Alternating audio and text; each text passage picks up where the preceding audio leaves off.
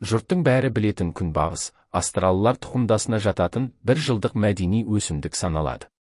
Дегенмен де күнбағыстың дәрі екенін біліп жүргеніміз бәрімізге де пайдалы болмақ. Күнбағыстың ем болатын аурулары және істетілуі төмендегідей. Жоғары қан қысымынан бас айналуға күнбағыс табақшасынан бірді, шыланнан 20 талдық қосып, суға қайнатып 3-ке бөліп ішеді. Күнбағыс жапырағынан бір сәріні суға қайнатып ішсе де болады.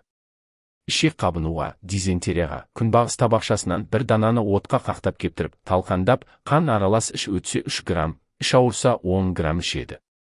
Сүт тәрізді несеп ауруына, ақкір көп келуге. Жаңа жиналған күнбағыс сабағы ішіндегі ақ еттен 2 сәріні суға қайнатып ішеді. Несеп жолы қабынуға, күнбағыс тамырынан 10 граммды суға қайнатып ішеді. Ұзақ уақыт қайнатуға болмайды. Етеккір кірнесіне, күнбағыс табақшасынан 10-20 граммды суға қайнатып, 10 грамм қара шекер қосып ішеді. Жатыр қызметі бұзылуынан қан келуге, күнбағыс табақшасының сабағынан бір талды күйдіріп талқандап, күніне 3 рет, әр ретте 3-4 граммнан қайнаған су немесе дәрілік сары арақпен ішеді.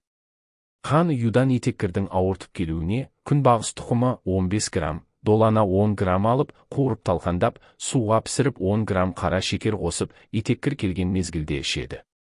Қайнаған суға немесе буға күйген күйікке, күнбағыс күлін майға араластырып күйікке жағады. Істетілу мөлшері, күнбағыс табақшасынан 10-20, тамырынан 5-15 грамм, сабақ ішіндегі ақ етінен 5-10 грамм мөлшерінде пайдаланады. Күнбағыстан алынған сұйық май азықтық қажет үшін қолданылады.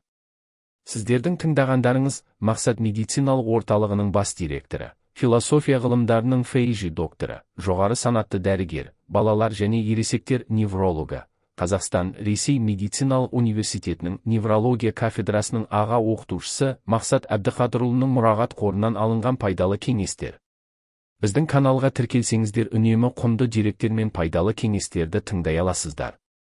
Ел аман, жұрт тыныш болсын, аяулы ағайын.